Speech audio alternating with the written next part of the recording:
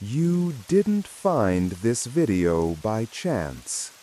Some part of you, the quiet part, the curious part, brought you here. Because maybe you've wondered, what do the worst people in history eat for dinner?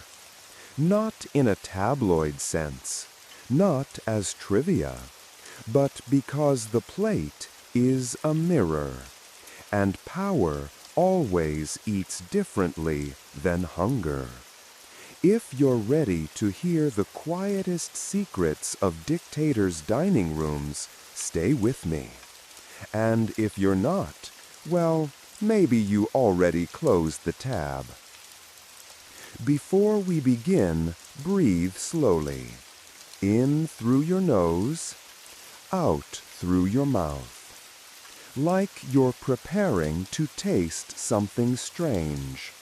And if you're still listening, leave a comment with the name of your city and the time on your clock, because we need to know who else found this message. Chapter 1: The Vegetarian Who Ordered Death. Adolf Hitler. You walk into the Führer's dining room, if you're allowed to enter at all.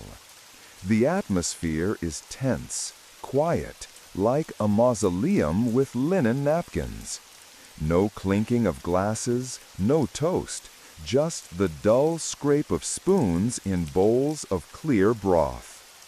The man at the head of the table sits upright, his mustache as rigid as the morals he abandoned years ago. Adolf Hitler. He stares not at you, but past you. His plate is modest. No meat, no blood. Just boiled potatoes, vegetable soup, a leaf of lettuce dressed with olive oil, and sometimes a soft-boiled egg. You'd think he was a monk if monks also planned genocide. Hitler fancied himself a vegetarian, an image he carefully cultivated, almost like a twisted moral alibi. A man who refused to eat animals, yet orchestrated the slaughter of millions. He would lecture guests on the virtues of not eating meat, often while they stared uncomfortably at their veal. But this wasn't always the case. Before his so-called enlightenment, he delighted in consuming stuffed squab, young pigeons crammed with liver, pistachios, and tongue. He had a palate for decadence, until his ideology demanded otherwise. By the time the war started, Hitler wouldn't touch anything that had once had a heartbeat. His meals were tested by a group of 15 young women, food tasters, chosen not for skill, but for obedience. They would eat first, wait, and only then, if they survived, would the dictator dine. He didn't trust the world, not even his carrots. His table manners? Appalling. He chewed loudly, bit his nails between bites. He had chronic flatulence, which he addressed with dozens of pills and potions, all supplied by a personal doctor more akin to a medieval alchemist than a physician. German soldiers who shared a meal with him recalled the awkwardness, how he'd devour sweets with a mechanical urgency, like a machine processing calories, not enjoying them. One noted, for Hitler, food was a necessity, not a pleasure. Toward the end, in that bunker beneath Berlin, his meals grew even simpler. Boiled potatoes, watery soup, mashed peas. As the wall shook with artillery and the Third Reich crumbled above him, Hitler spooned lukewarm vegetables into a mouth that had once shouted itself into power. He died as he ate, bland, paranoid, and alone. Next, we visit Romania, where a man brought his own meals to banquets. Chapter 2. Throwing Food at Foreign Diplomats. Nicolae Ceausescu. If paranoia were a flavor, Nicolae Ceausescu tasted it in every bite. The Romanian dictator dined with a permanent scowl, as though the food itself had insulted him. His table was not a place for pleasure. It was a battleground where trust went to starve. When Ceausescu visited foreign leaders, he refused to eat their food. He didn't believe in hospitality. He believed in enemies. So he brought his own cooks, his own water, his own groceries. Banquets were humiliating pantomimes. Long tables piled with delicacies he would never touch. Instead, a waiter would slip him a tinfoil container filled with bland Romanian fare, cooked hours earlier in a sanitized kitchen aboard his plane. And still, it had to be tasted first, not by professionals, but by underlings, trembling and pale, knowing a stomachache could mean execution. Ceausescu's meals were mechanical. Cabbage, polenta, stringy meats boiled into submission. His favorite dish? A peasant-style stew called tocitura, so oily it clung to lips like bad decisions. He ate it while the country fell apart, smiling with grease-stained teeth. He didn't drink wine. Alcohol clouded the senses, and he trusted only clarity. But at one banquet in the 1980s, when a French diplomat questioned his food refusal, Ceausescu responded by flinging a roll across the table. It bounced off a silver tray and landed at the diplomat's feet. "Now you see why I don't eat foreign bread," he muttered. At home, dinner was equally sterile. He sat in silence, television off, listening only to the sound of chewing, his own and that of his wife, Elena. She insisted on dining beside him, and her appetite for luxury matched his appetite for loyalty. If a cook displeased them, the punishment was swift. A single cold soup could end a career. No music, no laughter, just the ritual of chewing. Toward the end of his regime, when the streets of Bucharest burned with protests, Ceausescu's meals remained unchanged. Delivered on silver trays, cooked in fear, swallowed with suspicion.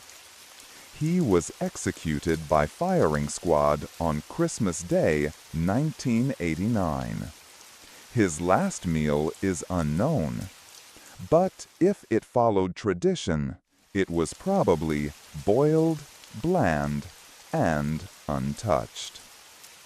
Next, a man who dined with fire in his mouth and steel in his teeth. Chapter 3. Red Pepper, Revolution, and Fatty Pork.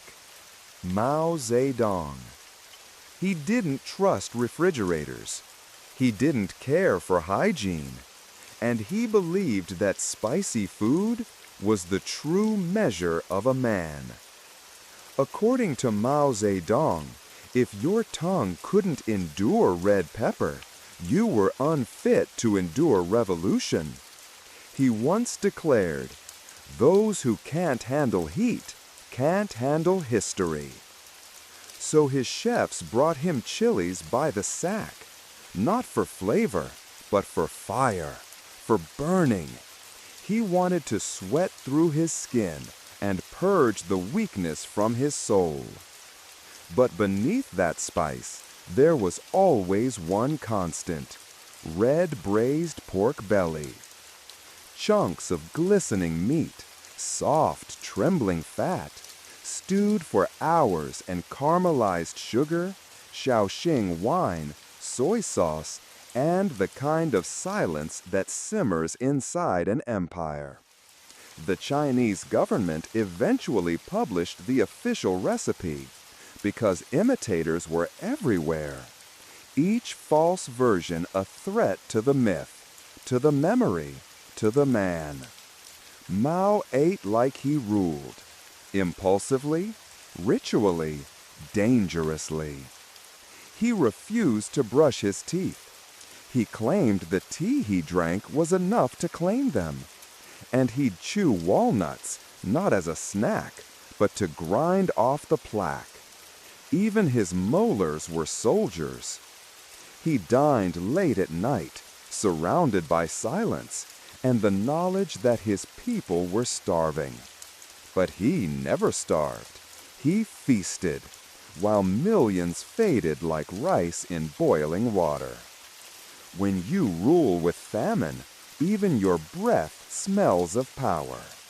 Next, we ride into the desert, to a tent of golden cushions and goat's milk, where a colonel built a kingdom of sand and secrets.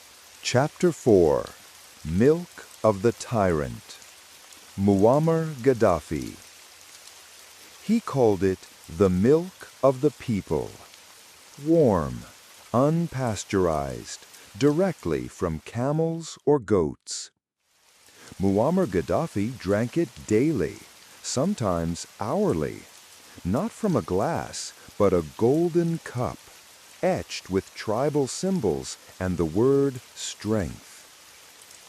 In the Libyan desert, under a tent embroidered with threads of gold, he held court over platters of roasted lamb and couscous. But it was the milk, rich, creamy, frothy, that commanded the most attention. He believed it carried power, that its fat fed not just the body, but the will. His nurses, all women, all armed, would deliver it to him, fresh, warm, steaming slightly in the desert sun. Gaddafi trusted them more than generals. He claimed women were harder to corrupt, but really he just wanted to command loyalty in the one place men weren't allowed. His meals were bizarre feasts of Bedouin tradition and royal delusion. Dates soaked in honey, almond paste molded into the shape of bullets, roasted gazelle. He once requested grilled flamingo, not because he liked the taste, but because the color matched his uniform. His enemies joked that he was insane. His friends weren't sure. One British diplomat recalled a dinner with Gaddafi where the main course arrived still twitching. A freshly slaughtered goat, its blood thick and dark, seeping into the silver plate. Gaddafi just laughed. "You can't fake vitality," he said, carving off a chunk of steaming meat.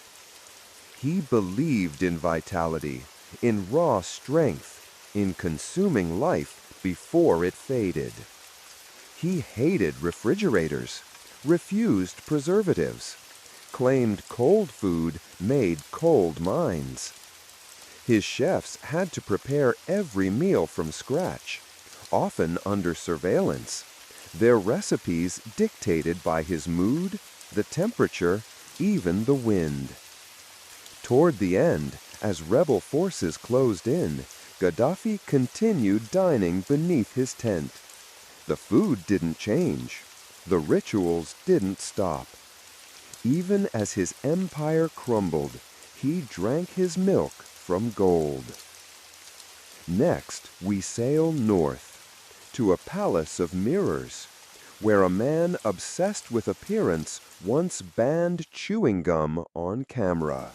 Chapter 5. Kim Jong-il's Invisible Banquets. Kim Jong-il. His hair never moved. His smile was painted in protocol. And his meals? They were ghost stories told through silverware. Kim Jong-il believed in illusion, and nothing illustrated that more than his dinner table.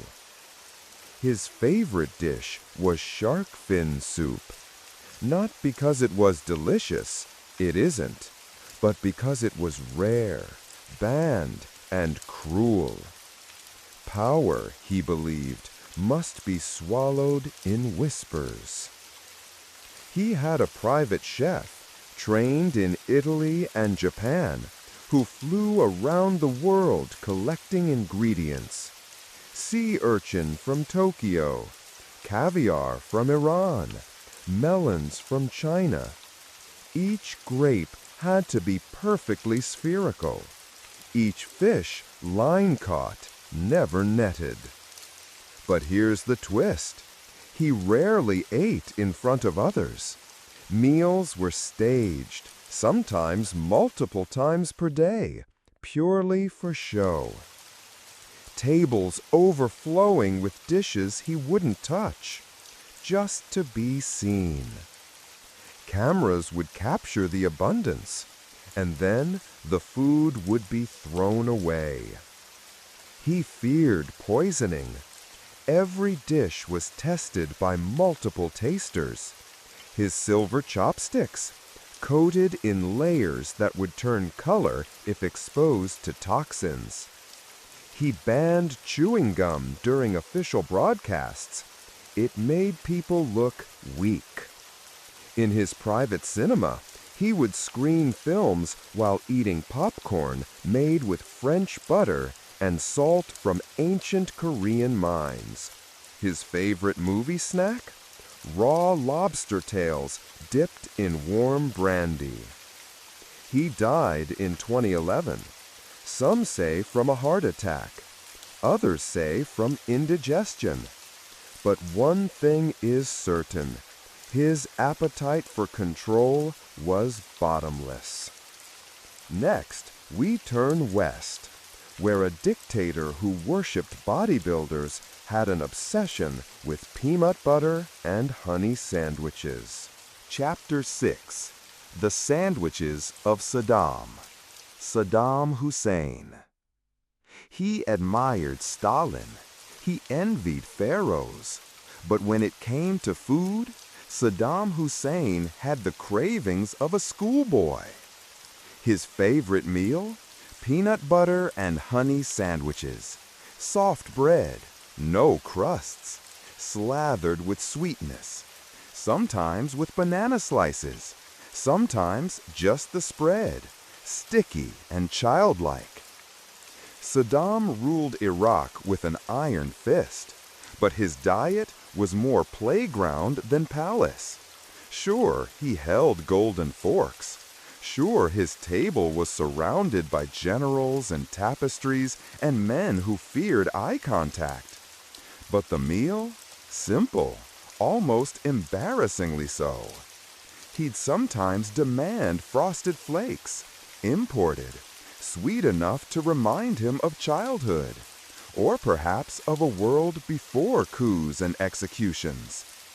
He believed simplicity made him seem humble, relatable, a man of the people. But nothing about the setting was humble. Guards at every door, dishes tasted 3 times, silverware wiped with alcohol, and always, always, a portrait of himself on the wall watching him eat. At state dinners, he played the role of gourmand. Lamb slow roasted on spits, mountains of rice speckled with raisins and almonds, delicacies served with flourishes. But when alone, or when surrounded only by his sons, Uday and Kusei, he reverted. Sandwiches, snacks, cold sodas, and an occasional Cuban cigar to finish. He trusted almost no one in the kitchen. His food was often cooked by long-serving staff from his hometown of Tikrit. Loyalty wasn't just preferred, it was mandatory. One mistake, too much salt, a slightly burned edge, and that chef might disappear. Before speeches, Saddam refused to eat. He claimed food dulled the mind. Afterward, he'd retreat and eat slowly, one bite at a time, as though savoring the silence more than the meal. As the U.S. invasion began and his palaces were turned into bunkers, Saddam's diet didn't shift much. He still requested his favorite sandwich: peanut butter, honey, no crust.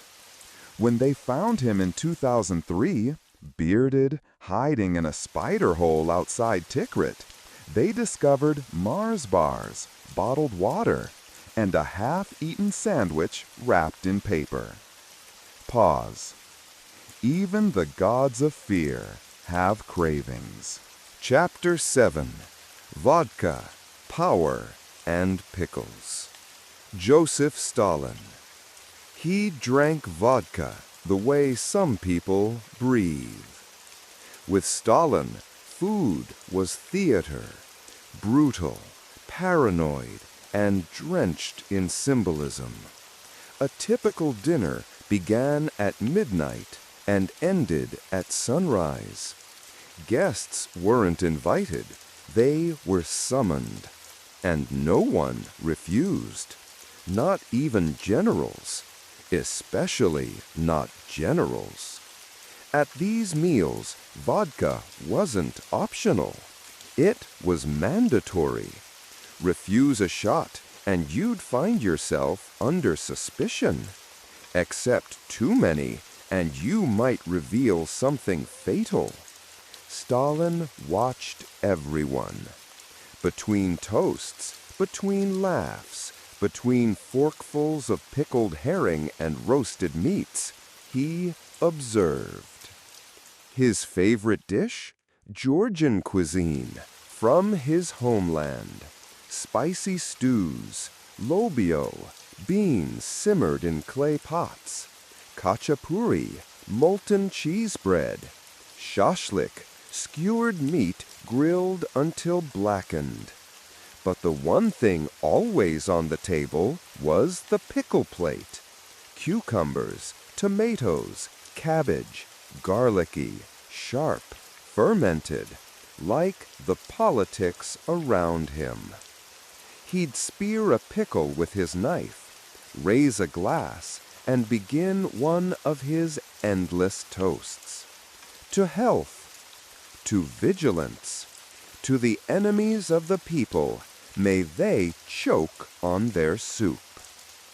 His cook, Spiridon Putin, Vladimir Putin's grandfather, was one of the few people Stalin claimed to trust. But even Spiridon had to serve dishes that had already been tasted by someone else, usually a terrified young soldier who knew a stomachache could mean more than just pain. After the Great Purge, Stalin's dinners were quieter, more guarded. The food remained luxurious, but the laughter grew thinner. Every clink of a glass was followed by a glance over the shoulder. He once made an admiral dance on the table. Another night, he forced a Politburo member to sing for his life. The performances were grotesque. The food, merely fuel for control. In his final years, Stalin grew increasingly reclusive. He still hosted dinners, but with fewer guests and longer silences. When he died in 1953, after a stroke that left him paralyzed on his carpet for hours, no one dared enter his room. His last meal? Bread, wine, and a cold plate of pickles. Not all tyrants choke on power. Some chew it slowly with salt. Chapter 8. Pasta, Poison, and Mussolini.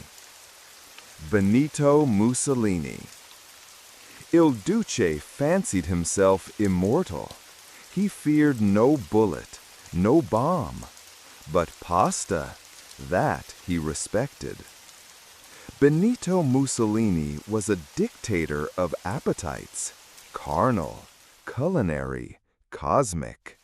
He believed that Italy's greatness flowed not just from Roman legions or fascist pageantry, but from the food.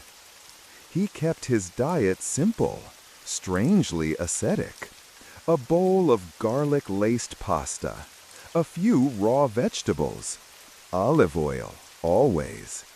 He declared that meat made Italians weak and sluggish, that rich food bred soft minds. He ate little, but preached loudly. Yet, in private, things got messier. He was obsessed with digestion, feared poison. His meals were often preceded by long monologues on the importance of bowels and the power of intestinal purity. Guests squirmed. He smirked. His favorite dish? Plain spaghetti with raw garlic, olive oil, and red pepper. No sauce, no cheese, just heat and oil and a sharp burn down the throat. It clears the blood, he claimed, and burns out betrayal. Food was not joy, it was strategy. Mussolini believed that simplicity made him strong. He viewed overindulgence as weakness, something French, something decadent.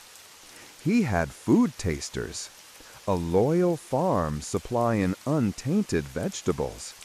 Even his olive oil was pressed by trusted hands. But still, he watched the plates arrive as though each dish might hiss. Rumors swirled of his stomach problems, bloating, cramps.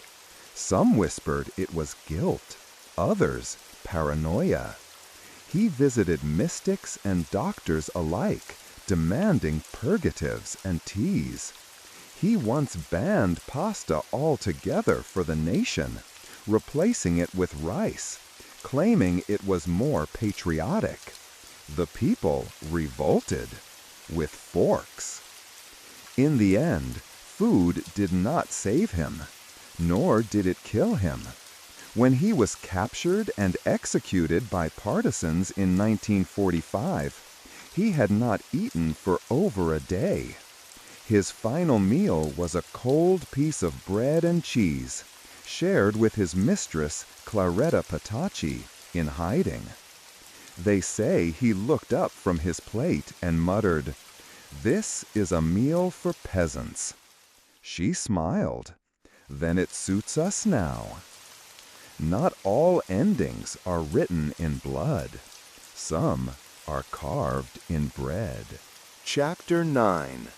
The Ice Cream Empire of Idi Amin. Idi Amin. He was called the Butcher of Uganda, a self-declared king of Scotland, a tyrant, a clown, a madman. But few knew he adored ice cream. Idi Amin had a sweet tooth so fierce it bordered on legendary. Vanilla, mango, strawberry swirl, served in crystal bowls with golden spoons. He ate it after state executions. He ate it before military meetings. He once ordered a freezer flown in by helicopter just to enjoy sorbet in the jungle. He was massive, over 250 pounds. A former boxer, he loved meat, stews, and grilled goat. But ice cream, that was sacred. In a regime of chaos and cruelty, it was the one thing that seemed to bring him peace. He had a private parlor built in his mansion, imported Italian machines, Ugandan cows for the creamiest milk, flavors named after political allies. Rumors said he planned to export his brand globally. A taste of a mean, he called it. No one laughed. His enemies vanished. His rivals were fed to crocodiles. But at dinner, he'd crack jokes, lick his dessert, and grin like a child. In one particularly bizarre moment during a press interview, he interrupted a question about war crimes to describe his favorite sundae. You take banana, you add nuts, then passion fruit drizzle, very important. He believed sweetness erased fear, that a tyrant with a cone in hand seemed human. But those who watched closely saw the spoon tremble, the smile flicker. When he was deposed in 1979, fleeing to Saudi Arabia, he brought with him crates of condensed milk and a handwritten recipe book. He died in exile in 2003, in a quiet villa. No trials, no justice. But in the freezer, homemade vanilla ice cream, labeled for president only. Not all horrors come with fire and fury. Some melt on the tongue. Chapter 10. The Pineapple Protocol. Fidel Castro. He was the beard that defied empires, the cigar that wouldn't go out, the speech that lasted hours. But behind the revolutionary image, Fidel Castro had a soft spot for pineapple. Pineapple slices, pineapple juice, pineapple with grilled fish, even pineapple-infused rum. For a man obsessed with control, there was something poetic about the fruit. Spiny armor on the outside, gold on the inside. His dinners were guarded like nuclear secrets. Each ingredient sourced from loyal farms. Each dish pre-approved. His obsession with assassination, real or imagined, had grown legendary. Poisoned milkshakes, exploding cigars, LSD-laced handkerchiefs. But pineapple? That stayed. Some said it reminded him of youth. Others thought it was superstition. In speeches, he'd mention tropical abundance. In private, he clung to the fruit like a charm. He banned processed foods from his table. Everything had to be natural, clean, revolutionary. Even the bread was stone ground. But always, always, a pineapple nearby.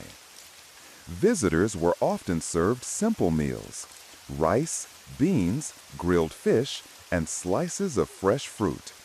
He'd pour pineapple juice himself, smiling, watching, his eyes sharp, testing for reaction.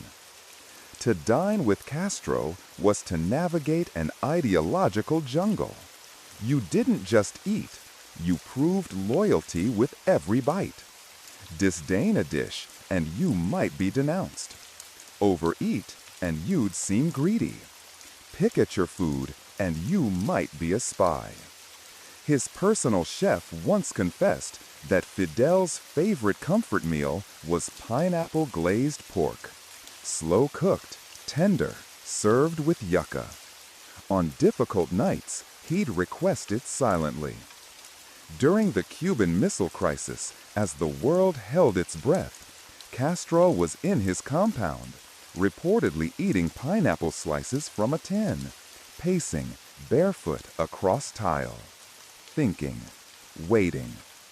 He lived long, too long, some said, surviving invasions, sanctions, plots, and revolutions. Even cancer seemed afraid of him. When he stepped down from power, his meals grew smaller, plainer, but the pineapple remained. He died in 2016, at home, surrounded by comrades. His final breakfast tray, never finished, included tea, toast, and a bowl of sliced pineapple. Not all legacies are written in stone. Some ferment quietly in syrup. Chapter 11. The Meatball Machine. Slobodan Milosevic, the Balkan Butcher, the gray ghost of Belgrade. Slobodan Milosevic, lawyer, tyrant, and a man who once declared that no one can fight on an empty stomach. His obsession? Meatballs. Not fancy ones, not culinary masterpieces, just basic, greasy, over-seasoned meatballs. Beef and pork, sometimes lamb, rolled by hand, fried hard, drenched in brown gravy, served with white bread and a side of something pickled. He didn't eat like a king. He ate like a worker on overtime. His table wasn't about elegance. It was about dominance. Slabs of meat, bowls of potatoes, plates so large they sagged in the middle. Milosevic believed in heavy meals and heavier minds. Food was fortification. Each dinner was designed to harden the heart and cloud the conscience. The saltier the dish, the more silence it produced. He dined in stiff silence, often with his wife, Mira, herself a force of ideology. They'd sit in a dim-lit hall, under portraits of Serb heroes, chewing slowly, as if digesting history itself. But behind closed doors, there were rituals. Each meal began with bread dipped in salt, a nod to tradition. Then soup, always soup. Then meatballs, always meatballs. Always the same kind, always the same size. Predictability was power. His chefs were told to never get creative. One accidentally added parsley once and was gone by morning. During the height of the Yugoslav wars, Milosevic hosted secretive banquets for generals. Maps on the walls, blood sausage on the plates, strategy whispered between mouthfuls of stuffed peppers and roasted lamb. He rarely drank, claimed alcohol weakened resolve. But sometimes, after a particularly successful day, meaning a successful manipulation, he'd toast with plum rakia, just one shot. Then back to the meatballs. In The Hague, during his trial for war crimes, he refused prison food, demanded Serbian dishes, meat-heavy, rich, heavy again. They gave him what he wanted, not out of kindness, but curiosity. He died in his cell in 2006. Official cause, heart attack. Final meal, bread, soup, and 3 small meatballs. He chewed slow, swallowed hard. Some monsters don't hide under beds. They sit across the table, slicing meat. Chapter 12. Curry and Control. Mahathir Mohamad. He was called the Doctor, not for healing, but for shaping a nation with surgical precision. Mahathir Mohamad ruled Malaysia like a physician treats a stubborn patient, with firm hands and bitter prescriptions. And when it came to food, nothing was more symbolic than curry. Red, fiery, medicinal, Malay-style curries spiced with galangal, turmeric, and silence. Mahathir's meals were political, humble yet curated. Fish head curry was a staple, a nod to tradition and to his own ascetic image. He believed leadership required frugality, even at the dinner table. His personal chef was once instructed, no foreign nonsense, no caviar, no imported truffles, only the food of the people. But it had to be perfect. Curry, rice, sambal, everything exact, nothing sloppy. Mahathir didn't eat lavishly, but he dined with purpose. Each bite calculated, each ingredient local. It wasn't just nationalism, it was control. Control of economy, of narrative, of appetite. He avoided sweet things, claimed sugar dulled the mind. Tea was served with no sugar, just bitterness, like his speeches. He fasted often, not for faith, but discipline. A man who believed strong bodies created strong states. At banquets, he would test foreign dignitaries by offering them durian or ultra-hot sambal. If they winced, he'd smile. Weak stomachs, weak men. He was known to eat in silence, eyes sharp, listening, always listening. If you spoke during his meal, you'd better be prepared. His fork might stop mid-air, and so would the conversation. He ruled twice, and came back from retirement when the country called, or so he said. His return was marked not by a feast, but by a quiet dinner, steamed rice, curry chicken, and a side of cucumber salad. Even in old age, his appetite remained steady, not for food, but for reform. Or power. Sometimes they're the same thing. Mahathir is still alive, still writing, still talking about discipline and control. And somewhere there's a small kitchen that still prepares curry under his name. Fragrant, hot, uncompromising. Chapter 13. The Chicken Dictator. François Duvalier. They called him Papa Doc, but there was nothing warm about François Duvalier. He ruled Haiti not like a father, but like a ghost with a taste for chicken. Every dinner began the same. One roasted chicken. No garnish, no sauce, no side. Just salt, skin, and superstition.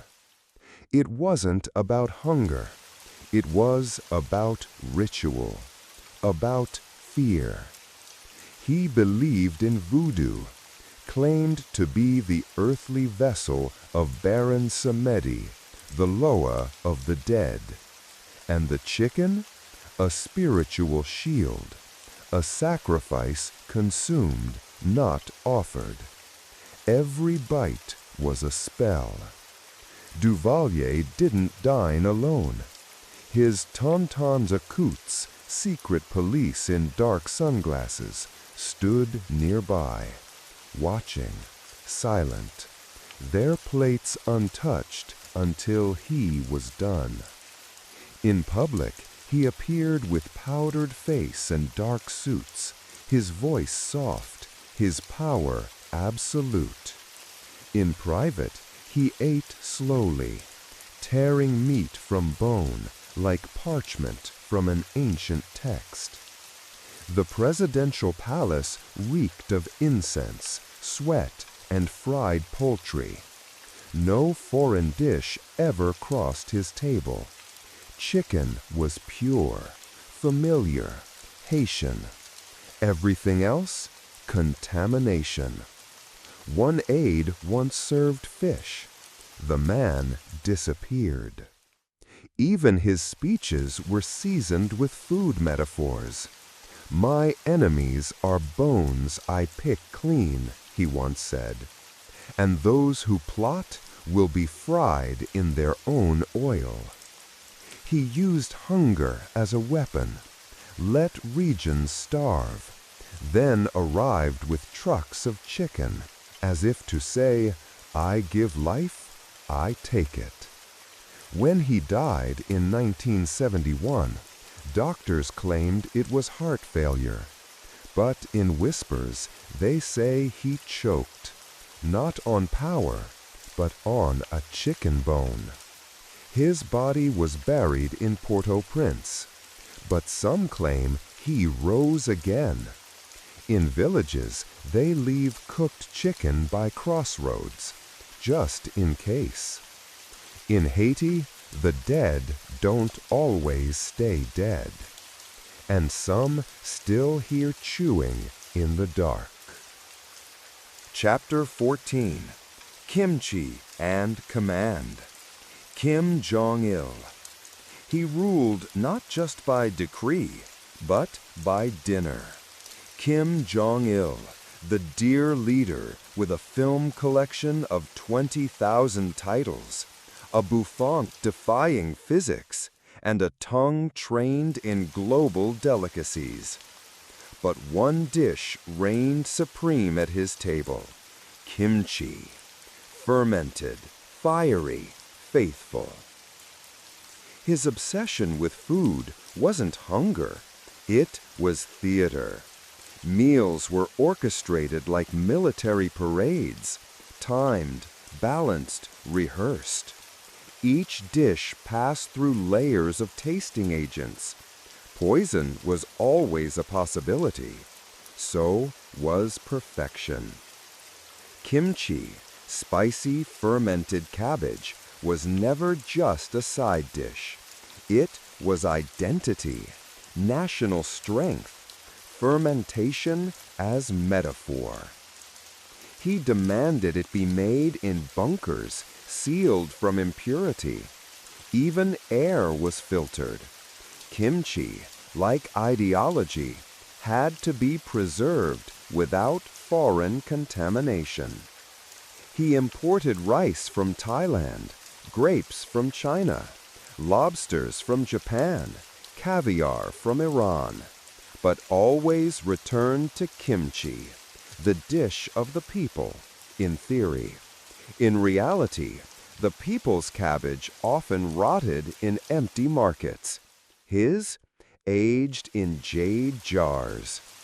He drank cognac, smoked Yves Saint Laurent cigarettes, hosted sushi masters from Tokyo, flown in, sworn to silence.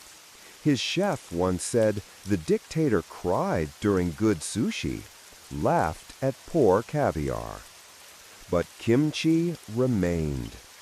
It was served with steamed pork belly, sometimes chilled noodles, always on porcelain, always placed exactly 2 inches from the plate's edge.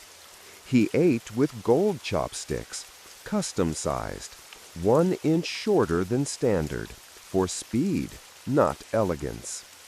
In his compound, he watched movies during meals, Hollywood blockbusters, communist epics, and once Ratatouille.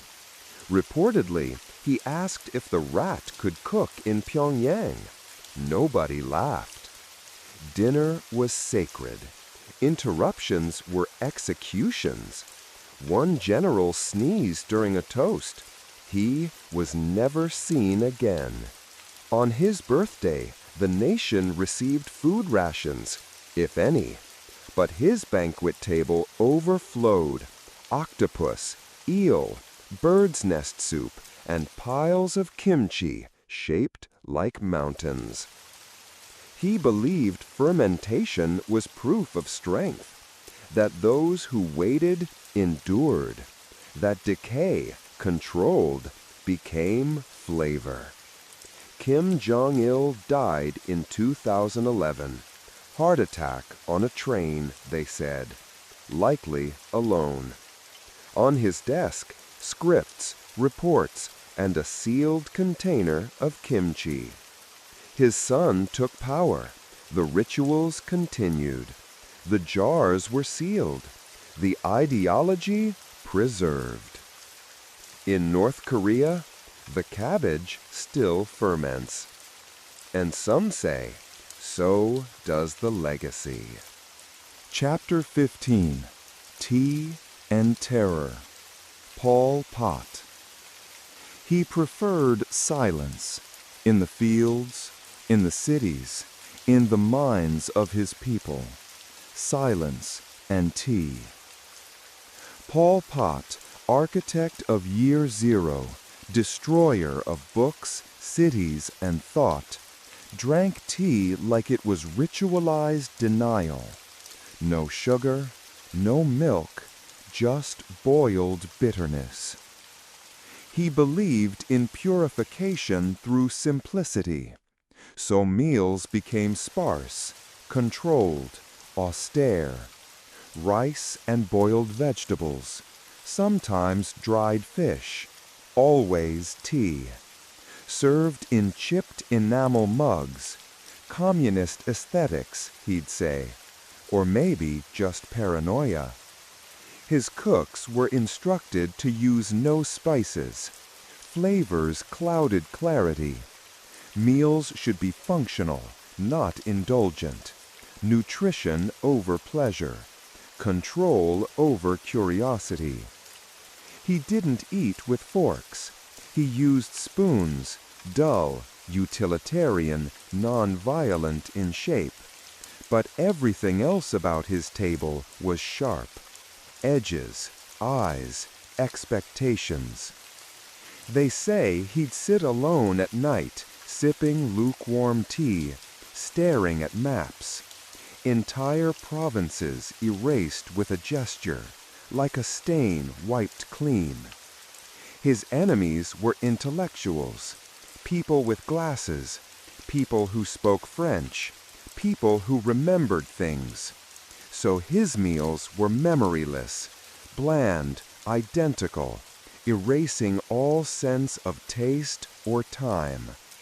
When visiting work camps, he dined apart, in quiet huts, on woven mats. No servants, just handlers. Food was carried in tins, tea poured from dented flasks. No conversation. To eat with him was to disappear into ritual. Slurp, pause, swallow, say nothing. Once a guard offered him fruit, mango slices, sweet, colorful, unapproved. The man was reassigned, which meant gone. In democratic Kampuchea, taste itself became suspicious. His teacups were later found cracked, stained, wrapped in cloth, as if even ceramic had witnessed too much. He vanished into the jungle after the fall. Years later, captured, then dead. Maybe poisoned, maybe heart failure, maybe tea. No state funeral, no monument, just ash, scattered. Teacup fragments among the soil. But some say, when the wind shifts near the old camps, you can still smell boiled water and silence.